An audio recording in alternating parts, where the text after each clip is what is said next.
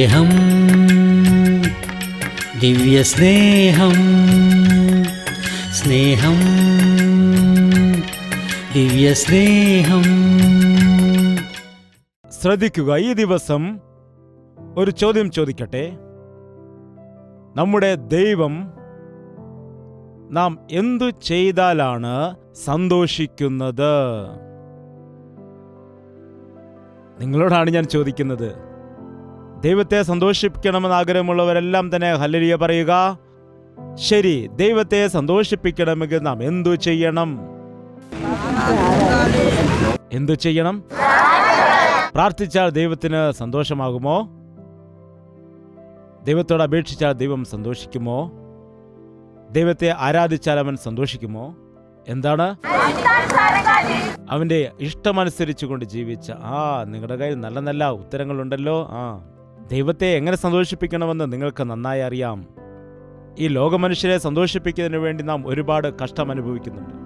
ഒരു അധികാരിയെ സന്തോഷിപ്പിക്കണമെങ്കിൽ അങ്ങേർക്ക് കൈക്കൂലി കൊടുക്കേണ്ടി വരും. അമ്മയെ സന്തോഷിപ്പിക്കാൻ എന്താണ് ചെയ്യുന്നത്? അമ്മയെ വെറുതെ പുകഴ്ത്തിക്കൊണ്ടിരിക്കും. എത്ര നല്ല അമ്മയാണ്, അമ്മയെപ്പോലെ മറ്റാരും തന്നെ ഇല്ല, പൈസ വാങ്ങാൻ വേണ്ടി. നമ്മൾ ലോകത്തിലെ മനുഷ്യരെ സന്തോഷിപ്പിക്കുന്നതിന് വേണ്ടി കഷ്ടപ്പെടാറുണ്ട്. എന്നാൽ ദൈവത്തെ സന്തോഷിപ്പിക്കണമെങ്കിൽ അത് പണം കൊടുത്തതുകൊണ്ടോ പാട്ടുപാടിയോ ആരാധിച്ചുകൊണ്ടോ നീ അവനെ സന്തോഷിപ്പിക്കാൻ ശ്രമിച്ചാൽ അവൻ എന്താണ് നിന്നിൽ നിന്ന് ആഗ്രഹിക്കുന്നത്? നിന്നിൽ നിന്ന് അവൻ ആവശ്യപ്പെടുന്നത് എന്താണ്? അത് നിന്റെ പണമല്ല, സാധനങ്ങൾ അല്ല, നിന്റെ ആചാരവും ഭക്തിയുമല്ല, പിന്നെന്താണ്? എന്താണ് സഹോദരി? ഹൃദയം കുറച്ചുകൂടി അടുത്ത് വന്നിട്ടുണ്ട്. ഹൃദയം ദൈവത്തിന് കൊടുക്കണം എന്ന് പറയുമ്പോൾ അതെങ്ങനെയാണ്? കത്തി കൊണ്ടുവന്ന് ഹൃദയം മുറിച്ചെടുത്തിട്ട് ദൈവത്തിന് കൊടുക്കണമോ? പറയൂ. വേദപുസ്തകം പറയുന്നു, ഹൃദയം എല്ലാറ്റിനേക്കാളും ദോഷം നിറഞ്ഞതാണ്, അത് വ്യാധിയാൽ നിറഞ്ഞിരിക്കുന്നുവെന്ന്. യേശുക്രിസ്തു നിന്നോട് ചോദിക്കുന്നു, എൻ്റെ മകനേ, എൻ്റെ മകളെ, നിന്റെ ഹൃദയം എനിക്ക് നൽകൂ. മറ്റൊരു രീതിയിൽ പറയുകയാണെങ്കിൽ ദൈവത്തിൻ്റെ വചനം നാം കേൾക്കണം. യാഗം അർപ്പിക്കുന്നതിനേക്കാൾ വചനം കേൾക്കുന്നതാണ് ശ്രേഷ്ഠം. ദൈവം പറഞ്ഞത് അനുസരിച്ച് അതുപോലെ ചെയ്താൽ അവൻ നമ്മിൽ സന്തോഷിക്കാനിടയാകും. നിങ്ങൾക്ക് മനസ്സിലായോ എന്താണ് വിഷയമെന്ന്? ദൈവത്തെ സന്തോഷിപ്പിക്കണമെങ്കിൽ അവൻ പറഞ്ഞതുപോലെ തന്നെ ചെയ്യണം. ആ ദിവസം ആദാമും ഹവ്വയും ഏദൻ തോട്ടത്തിൽ ആക്കി വെച്ചപ്പോൾ ദൈവം അവർക്ക് ആവശ്യമായ സകല ഫലങ്ങളും പഴവർഗ്ഗങ്ങളും എല്ലാം അവർക്ക് ഉണ്ടാക്കിക്കൊടുത്തു. അവരെ ആ തോട്ടത്തിലാക്കിയിട്ട് എന്താണ് ദൈവം പറഞ്ഞത്? ഇവിടെ നിൽക്കുന്ന സകല വൃക്ഷങ്ങളുടെയും ഫലങ്ങൾ നിങ്ങൾക്ക് കഴിക്കാം, എന്നാൽ ഈ നന്മ തിന്മകളെക്കുറിച്ചുള്ള തിരിച്ചറിവിൻ്റെ വൃക്ഷഫലം മാത്രം കഴിക്കരുത്.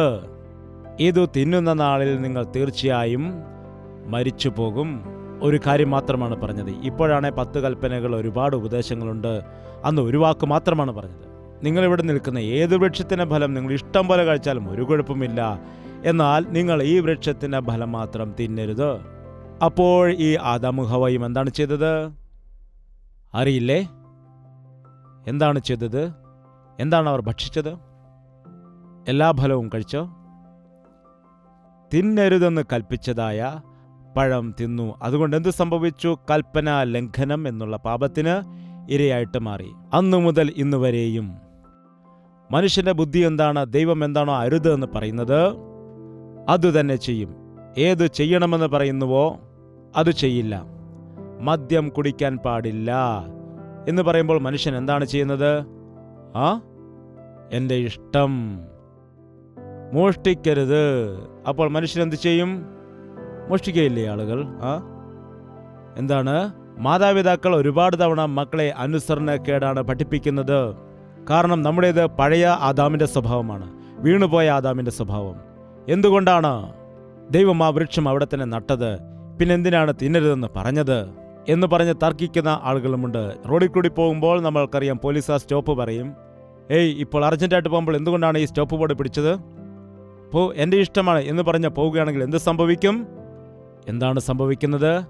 ആ സ്റ്റോപ്പിന്റെ ബോർഡ് എന്തിനാണ് പിടിച്ചത്? നിങ്ങൾക്ക് അപകടം വരാതിരിക്കാൻ. നിയമം പാലിക്കുമ്പോൾ അത് ക്ഷേമമാണ്, നിയമലംഘനം അത് അപകടമാണ്.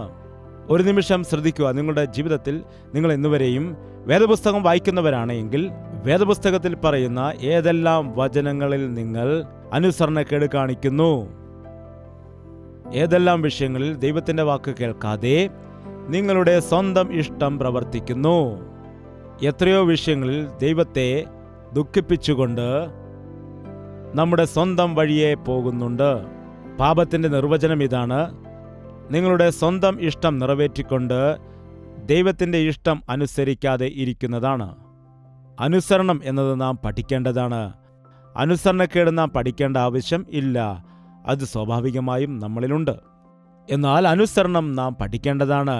യേശുക്രിസ്തു ഈ ലോകത്തിലേക്ക് ഇറങ്ങി വന്ന് മനുഷ്യനായി അവതരിച്ചപ്പോൾ കണ്ണുനീരോടുകൂടി വിലാപത്തോടുകൂടി പ്രാർത്ഥിച്ചുകൊണ്ട് ജീവിതത്തിൽ അനുസരണം പഠിച്ചതായിട്ട് കാണാൻ കഴിയും. ഒരു യഥാർത്ഥ ക്രിസ്ത്യാനി ദൈവത്തെ അനുസരിക്കും. ദൈവത്തെ അനുസരിച്ചതിൻ്റെ ഫലമായി ലോകം മുഴുവനും എതിർത്താലും ശരി, ലോകത്തെ ഭയപ്പെടില്ല. ബൈബിൾ നാം പഠിച്ചുകൊണ്ട് പോകുമ്പോൾ ആ കാലത്ത് ശദ്രക്, മേശക്, അബേദ്നെഗോ ദൈവത്തെ അനുസരിച്ചു. ഒരു വിഗ്രഹത്തിൻ്റെ മുൻപിൽ നിങ്ങൾ നമസ്കരിക്കരുത്.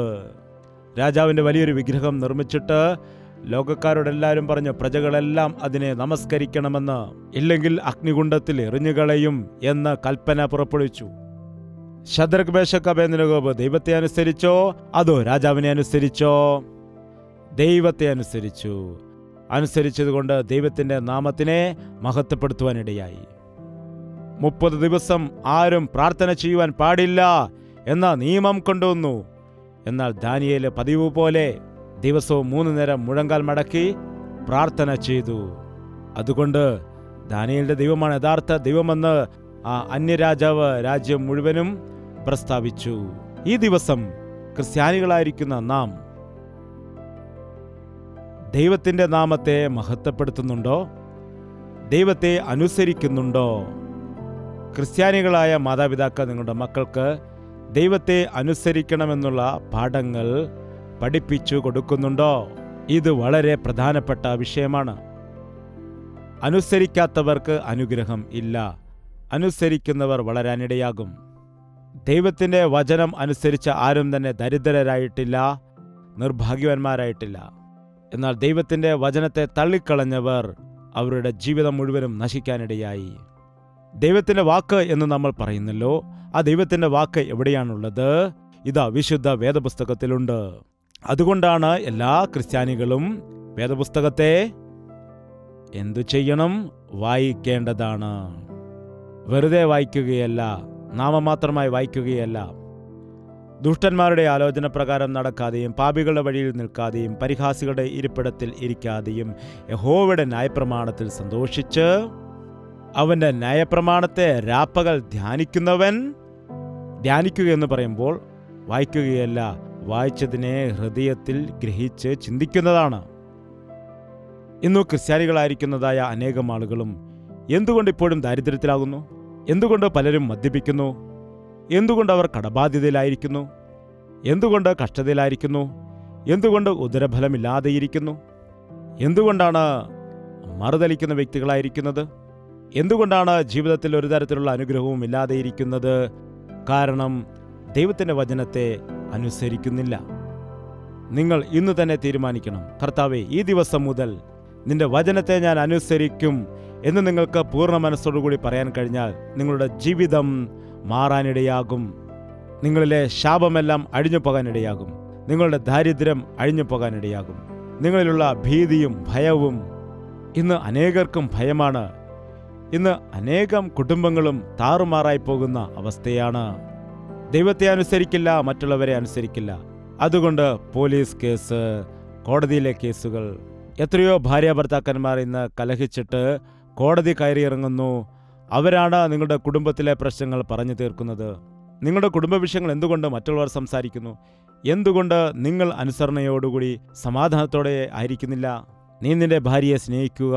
ചിലർ പറയാറുണ്ട് അവൾ അനുസരിക്കില്ല എന്ന്. അനുസരിച്ചാൽ ഞാൻ സ്നേഹിച്ചിരിക്കുമെന്ന്. അതാണ് ശരി. അവൾ പറയും അവൻ സ്നേഹിക്കുന്നില്ല, സ്നേഹിച്ചാൽ അനുസരിക്കുമെന്ന്. എന്താണ്? ആദ്യം ഞാൻ അനുസരിക്കാം, അല്ലെങ്കിൽ ആദ്യം ഞാൻ സ്നേഹിക്കാം. യേശുക്രിസ്തു നമ്മെ എപ്പോഴാണ് സ്നേഹിച്ചത്? എപ്പോഴാണ് നാം അനുസരിച്ചതിന് ശേഷമാണോ സ്നേഹിച്ചത്?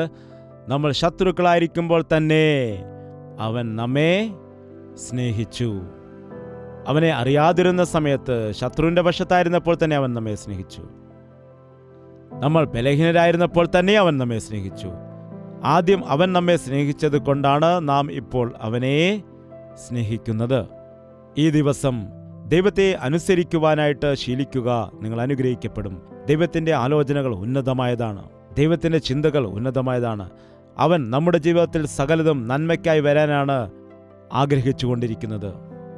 നമുക്ക് ചില സമയത്ത് ദൈവത്തിൻ്റെ വാക്കുകൾ മനസ്സിലാക്കാൻ കഴിയുന്നില്ല. ദൈവത്തിൻ്റെ വാക്ക് മനസ്സിലാക്കാൻ കഴിയാതിരുന്നപ്പോഴും അന്ന് അബ്രഹാം ദൈവത്തെ അനുസരിച്ചു. അബ്രഹാമേ, അബ്രഹാമേ, നിന്റെ ചാർച്ചക്കാരെയും നിന്റെ പിതൃഭവനത്തെയും വിട്ട് ഞാൻ കാണിപ്പാനിരിക്കുന്ന ദേശത്ത് പോകൂ. ഞാൻ നിന്നെ അനുഗ്രഹിക്കും. നിന്നെ വംശങ്ങൾക്ക് അനുഗ്രഹമായിട്ട് മാറ്റും. അതിലെന്താണ് അർത്ഥമുള്ളത്? സ്വന്തം നാട്ടിൽ നിൽക്കുന്നതാണോ നല്ലത്, അതോ വഴിയിൽ പോകുന്നതാണോ നല്ലത്? കേൾക്കുന്നുണ്ടോ ഇല്ലയോ? സ്വന്തം വീട്ടിലായിരിക്കുന്നതാണോ ക്ഷേമം, അതോ റോഡിൽ കൂടി നടന്നു പോകുന്നതാണോ ക്ഷേമം? എന്താണ്? അബ്രഹാം ദൈവത്തെ അനുസരിച്ചു. അതുമാത്രമല്ല, എവിടേക്ക് പോകണമെന്ന് ചോദിച്ചിട്ടില്ല. അബ്രഹാമെ, നീ അമേരിക്കയിലേക്ക് പോകണമെന്ന് പറയുകയാണെങ്കിൽ അങ്ങോട്ട് വ്യക്തമായിട്ട് പോകുവാൻ കഴിയും. എന്നാൽ എവിടേക്ക് പോകണമെന്ന് പറയുന്നില്ല. ദൈവത്തെ അനുസരിച്ചു. ദൈവം ശില്പിയായി നിർമ്മിച്ചതായ ആ പട്ടണത്തിന് വേണ്ടി കാത്തിരിക്കുവാനും പോകുവാനും ഇടയായി. ബൈബിൾ പറയുന്നു, അബ്രഹാം പൊന്നും വെള്ളിയും ഒരുപാട് മൃഗസമ്പത്തുമുള്ളതായ വലിയ ധനവാനായിട്ട് മാറി. അവൻ ദൈവത്തെ അനുസരിച്ചു. വഞ്ചന ചെയ്തോ വ്യാപാരം ചെയ്തോ തന്ത്രങ്ങൾ ചെയ്തുകൊണ്ടോ അല്ല.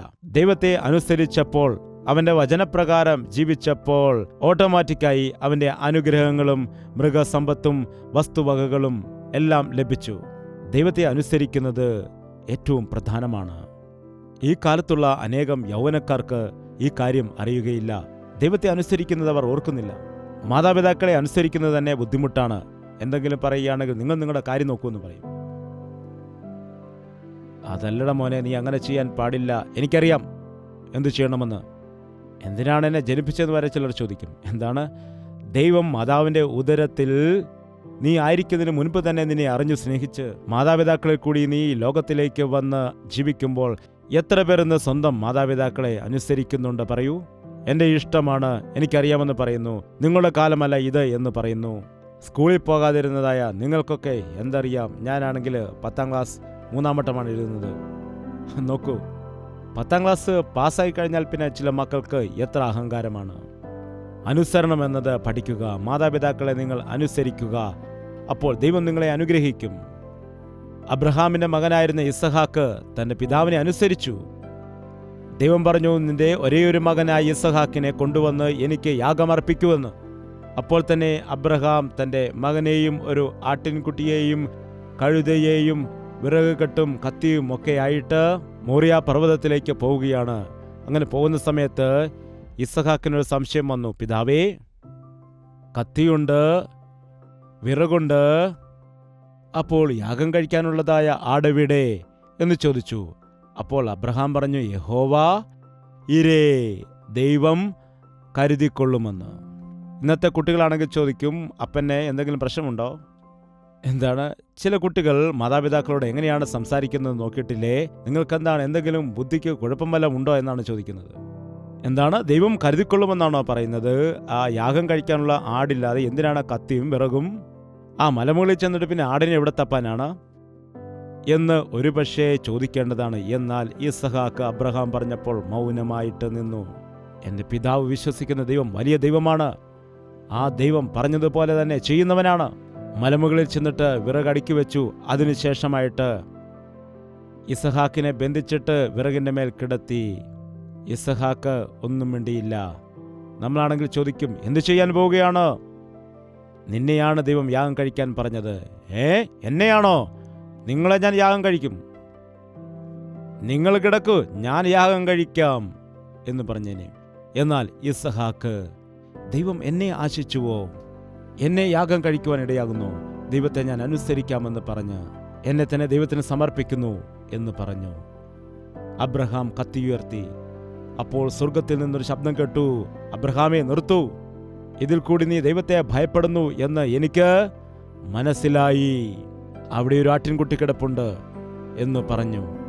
അബ്രഹാമും ഇസഹാക്കും ദൈവത്തെ അനുസരിച്ചത് കാരണമായിട്ട് മരിച്ചുപോയില്ല, അനുഗ്രഹിക്കപ്പെട്ടു. ഇന്ന് നമ്മൾ ദൈവത്തെ അനുസരിക്കുന്നതിൽ എന്തൊക്കെയോ ആണ് ആലോചിക്കുന്നത്. ആദ്യ ഫലം ദൈവത്തിൻ്റെ അവകാശമാണെന്നാണ്. എത്ര മക്കൾക്ക് ആദ്യത്തെ ആൺമക്കളുണ്ട് പറയുക? നിങ്ങളുടെ മക്കളിൽ മൂത്ത മകൻ, ചിലർക്ക് പെൺമക്കളായിരിക്കാം, പെൺമക്കളെയും സമർപ്പിക്കാം.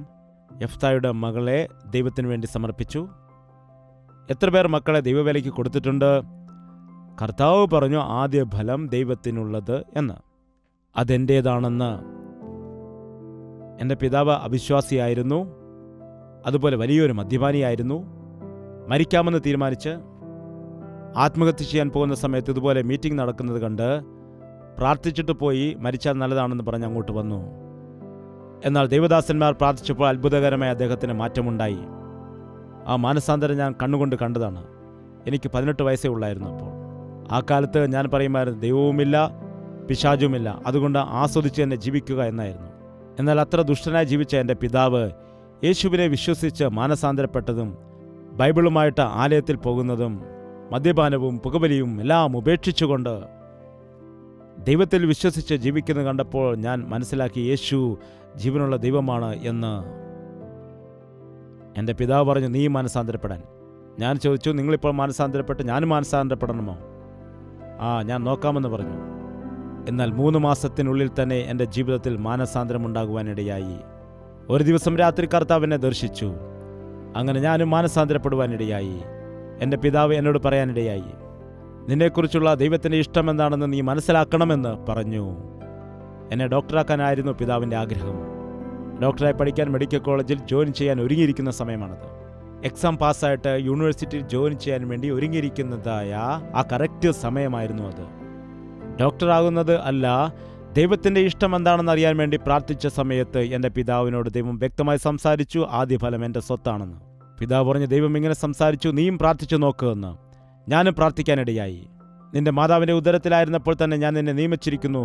മാതാവിൻ്റെ ഉദരത്തിൽ നിന്ന് പുറപ്പെട്ടു വരുന്നതിന് മുൻപ് തന്നെ ഞാൻ നിന്നെ ജാതികൾക്ക് പ്രവാചകനായിട്ട് നിയമിച്ചിരിക്കുന്നു എന്ന വാഗ്ദത്തം ദൈവം എനിക്ക് നൽകാനിടയായി.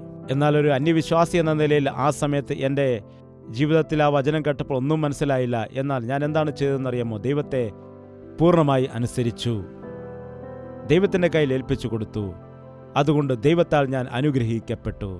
ദൈവത്തെ അനുസരിക്കുക, നിങ്ങളുടെ മക്കൾക്കത് പഠിപ്പിച്ചു കൊടുക്കുക.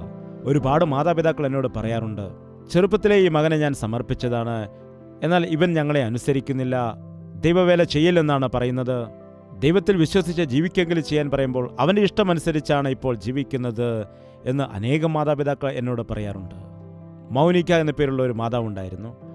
അവർക്ക് ആ മകൻ അവരുടെ ഗർഭത്തിലായിരുന്നപ്പോൾ തന്നെ എനിക്കൊരു മകനെ തന്നാൽ ദൈവത്തിന് നൽകാമെന്ന് പറഞ്ഞു. ദൈവം അങ്ങനെ ഒരു മകനെ കൊടുത്തു. വളരെ ആഗ്രഹത്തോടുകൂടി ആ മകനെ ദൈവത്തിനു വേണ്ടി വളർത്തുവാൻ ആരംഭിച്ചു. എന്നാൽ അവൻ യൗവനപ്രായത്തിലായപ്പോൾ അനാവശ്യമായിട്ടുള്ളതായ സ്നേഹബന്ധത്തിലകപ്പെട്ട് വ്യഭിചാര പാപത്തിൽ കുടുങ്ങാനിടയായി. സ്ത്രീകളോടൊപ്പം നടന്ന് തൻ്റെ ജീവിതത്തെ വൃഥാവാക്കിക്കൊണ്ടേയിരുന്നു. എന്നിരുന്നാലും ആ മാതാവ് ദൈവത്തിൻ്റെ പാദപീഠത്തിലിരുന്ന് പ്രാർത്ഥിച്ചുകൊണ്ടേയിരുന്നു. മോനിക എന്ന മാതാവ് തൻ്റെ മകൻ്റെ രക്ഷയ്ക്ക് വേണ്ടി 33 വർഷം പ്രാർത്ഥിക്കുവാനിടയായി. നമ്മുടെ പ്രാർത്ഥന എത്ര സമയമാണ്? 3 നിമിഷം, 3 ആഴ്ച, കൂടി വന്ന 7 ആഴ്ച പ്രാർത്ഥിക്കും. കർത്താവേ, എൻ്റെ മകനെ മാനസാന്തരപ്പെടുത്തണം. അവൻ മാറത്തില്ല, അവൻ മാറില്ല, ആ നിർഗുണൻ എന്ന് പറഞ്ഞ് വിടും. എന്താണ്? നാം പ്രാർത്ഥിക്കുന്ന സമയത്ത് കർത്താവ് നമുക്ക് മറുപടി നൽകുന്നത് വരെയും പ്രാർത്ഥിക്കാനിടയാകണം. ആ മാതാവ് ദൈവസന്നിധിയിൽ കണ്ണുനീരോടെ പ്രാർത്ഥിച്ചു, എൻ്റെ മകനെ നീ മാനസാന്തരപ്പെടുത്തണം. അവൻ പിശാചിന്റെ കയ്യിലായിരിക്കാൻ പാടില്ല, നിത്യ നരകത്തിൽ പോകുവാൻ പാടില്ല, അവൻ പിശാചിന്റെ രാജ്യത്തിൽ പോകാൻ പാടില്ല, നിന്റെ രാജ്യത്തിലായിരിക്കണമെന്ന് കണ്ണുനീരോടുകൂടി പ്രാർത്ഥിക്കുവാൻ ഇടയായി.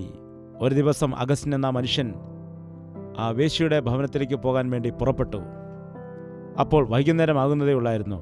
കുറച്ച് സമയം കഴിഞ്ഞു പോകാമെന്ന് പറഞ്ഞ വീതിയിൽ കൂടി കുറച്ച് മുൻപോട്ട് പോകാനിടയായി. അപ്പോൾ വഴിയരികിൽ ഒരു ചെറിയ കൂട്ടം ദൈവത്തെ ആരാധിക്കുന്നത്, പ്രാർത്ഥന നടത്തുന്നത് കണ്ടു. അവിടെ നല്ല പാട്ടുകളൊക്കെ പാടി ആളുകൾ ദൈവത്തെ ആരാധിക്കുന്നത് കണ്ടു.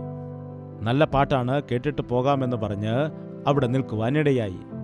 എന്നാൽ പാട്ട് കഴിഞ്ഞതിന് ശേഷം ഒരു 10 മിനിറ്റ് അവിടെയുണ്ടായിരുന്ന ദൈവദാസൻ പ്രസംഗിക്കാനിടയായി. നിങ്ങളുടെ ഹൃദയത്തെ ദൈവത്തിന് കൊടുക്കുക, നിങ്ങളുടെ ജീവിതം കർത്താവിന് സമർപ്പിക്കുക. എത്രകാലം നിങ്ങളിങ്ങനെ അനുസരണം കെട്ടവരായി ജീവിക്കും? കോഴി തൻ്റെ കുഞ്ഞുങ്ങളെ ചെറിയൻ കീഴിൽ മറയ്ക്കുന്നത് പോലെ എനിക്കും നിങ്ങളെ മറയ്ക്കുവാൻ മനസ്സുണ്ട്, എന്നാൽ നിങ്ങൾ എൻ്റെ അടുക്കിലേക്ക് വരില്ലല്ലോ. ഇപ്പോഴാരെങ്കിലും കോഴിയെ വളർത്തുന്നുണ്ടോ? എല്ലാം ഫാമിലെ കോഴികളാണിപ്പോൾ, അല്ലേ? എന്താണ് നോക്കിയിരിക്കുന്നത്? ഒരു ചോദ്യം ചോദിച്ചാൽ ഉത്തരം പറയുമെന്നേ. കോഴികളിപ്പോൾ വളർത്തുന്നുണ്ടോ, അതോ ഫാം കോഴികളാണോ? പറയൂ. കോഴികളെ വളർത്തുക, നല്ല നാടൻ കോഴികളെ. നാടൻ മുട്ട കിട്ടും. നാച്ചുറലായിട്ട് ദൈവം തന്നിട്ടുള്ള അതാണ്. ഈ ഫാമിലെ കോഴിയും മുട്ടയും കഴിച്ചിട്ട് വെറുതെ നിങ്ങളുടെ ആരോഗ്യം മോശമാക്കണ്ട. അതെല്ലാം വെറും ചപ്പും ചവറുമാണ്. അത് കഴിച്ചാൽ അത് യഥാർത്ഥ മാംസമായിട്ട് തോന്നില്ല. കോഴികളെ വളർത്തുന്ന ആളുകൾക്ക് അറിയാൻ കഴിയും. എൻ്റെ വീട്ടിലുമുണ്ടായിരുന്നു ഒരുപാട് കോഴികൾ. ഞങ്ങൾ മക്കളെ കൂടാതെ കുറേ കോഴികളെയും വളർത്തുന്നുണ്ടായിരുന്നു. മുട്ടകളെടുത്ത് കോഴിയുടെ കീഴിൽ വയ്ക്കുമ്പോൾ അത് അടയിരിക്കും. ഊണും ഉറക്കവും കളഞ്ഞ് ആ കോഴി ആ മുട്ടയ്ക്ക് അടയിരിക്കും. 21 ദിവസം അത് ചൂട് കൊടുത്ത് അടയിരിക്കുന്നു. വളരെ ജാഗ്രതയോടെ അത് ഇരിക്കുന്നത് കാണാം.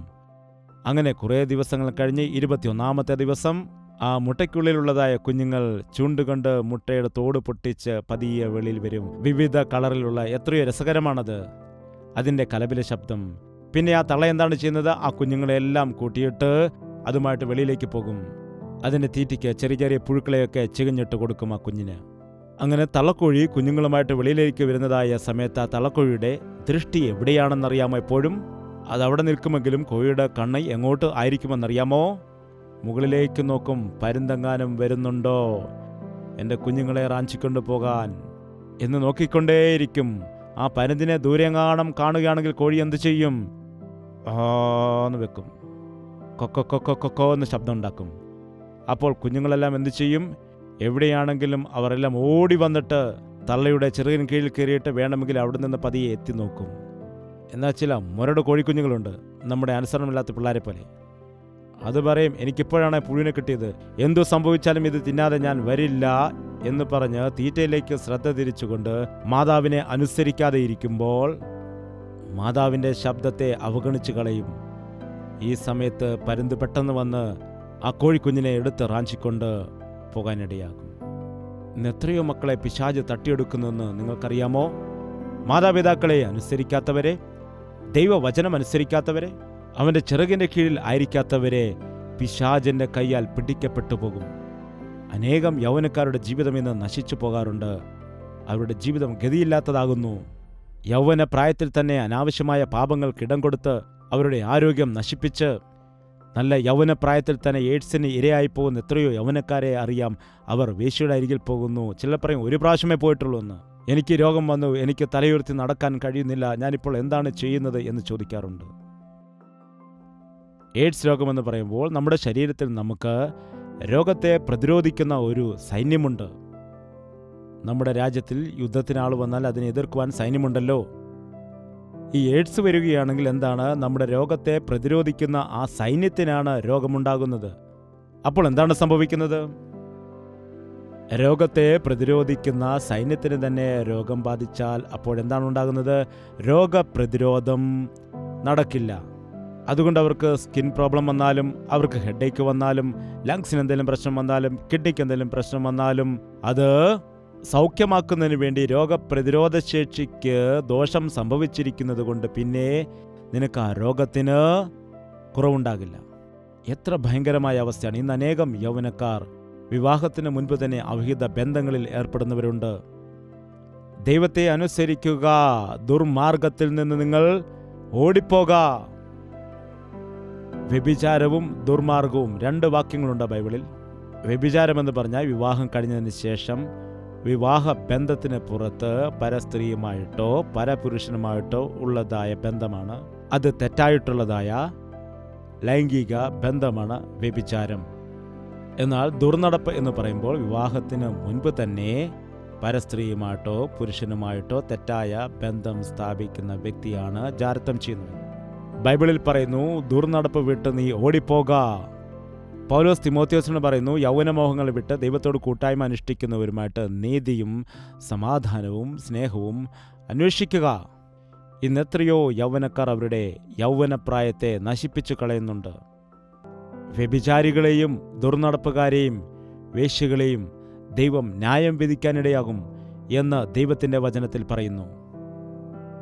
ദൈവം പണ്ടേ പറഞ്ഞതാണ്, വ്യഭിചരിക്കുവാൻ പാടില്ല, മോഷ്ടിക്കുവാൻ പാടില്ല, കള്ളസാക്ഷ്യം പറയരുത്, കുലപാതകം ചെയ്യരുത്, ഒരു വിഗ്രഹത്തെയും ഉണ്ടാക്കുവാനോ ആരാധിക്കാനോ പാടില്ല, ദൈവത്തിൻ്റെ നാമത്തെ വൃഥാ നീ ഉപയോഗിക്കരുത്, നിന്റെ മാതാപിതാക്കളെ ബഹുമാനിക്കുക, എൻ്റെ വിശുദ്ധ ദിവസത്തെ ആചരിക്കുക, നിന്റെ അയൽക്കാരൻ്റെ ഒന്നിനെയും ആശിക്കരുത്.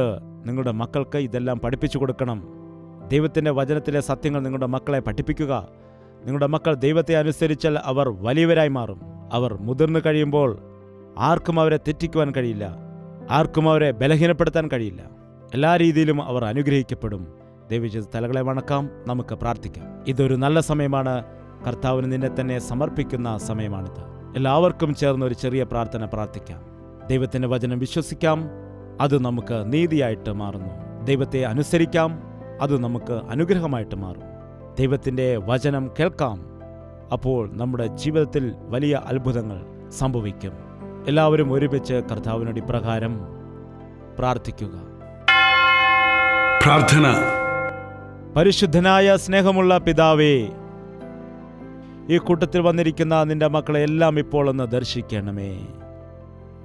കർത്താവേ, ഇവിടെ ആരാണോ യഥാർത്ഥമായിട്ടും പറയുന്നത്, ഇതാ കർത്താവേ, എൻ്റെ ജീവിതം ഇപ്പോൾ നശിച്ചു പോയിരിക്കുകയാണ്, ഇനിയും ഞാൻ നിന്റെ വചനം കേട്ട് ജീവിക്കാൻ കർത്താവേ, എന്നെ തന്നെ ഞാൻ സമർപ്പിക്കുകയാണ്, എന്നെ നേരെയാക്കണമേ കർത്താവേ, എന്നോട് ക്ഷമിക്കണമേ കർത്താവേ, എന്നെ അനുഗ്രഹിക്കണമേ കർത്താവേ എന്ന് ആരൊക്കെയാണോ പ്രാർത്ഥിക്കുന്നത്, അവരെ ഇപ്പോൾ തന്നെ നസ്രയനായ യേശുക്രിസ്തുവിന്റെ നാമത്തിൽ വിടുവിക്കുകയാണ് കർത്താവേ, അനുഗ്രഹിക്കുകയാണ് കർത്താവേ.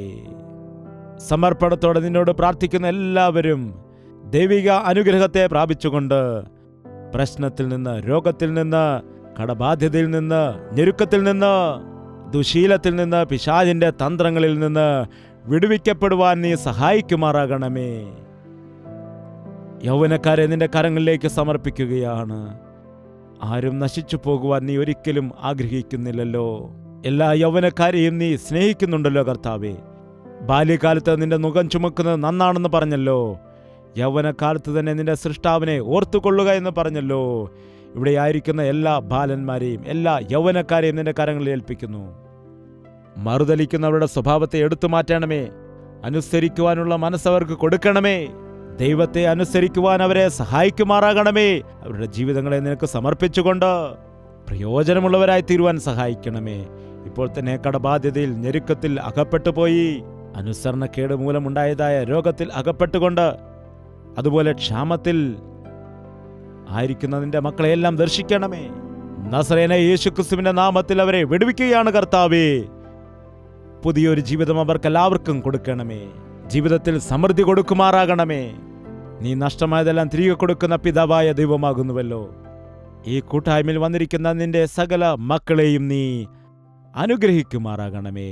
അവരുടെ ജീവിതത്തിൽ നിന്റെ വൻ കാര്യങ്ങൾ ചെയ്യണമെന്ന് യേശുക്രിസ്തുവിന്റെ നാമത്തിൽ അപേക്ഷിക്കുന്നു പിതാവേ.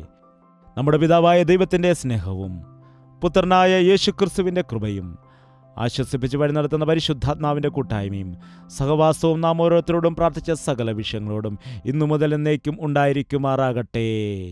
ആമേൻ, ആമേൻ, ആമേൻ. യേശുവേ, യേശുവേ, യേശുവേ, യേശുവേ, യേശുവേ, യേശുവേ, യേശുവേ, യേശുവേ. നിന്നെ നിന്നെ എന്നും ഞാൻ സേവിക്കും, നീ മാത്രം രാജാവെന്നും. നിന്നെ നിന്നെ എന്നും ഞാൻ സേവിക്കും, നീ മാത്രം രാജാവെന്നും. യേശുവേ, യേശുവേ, യേശുവേ, യേശുവേ, യേശുവേ, യേശുവേ, യേശുവേ, യേശുവേ, യേശുവേ, യേശുവേ, യേശുവേ.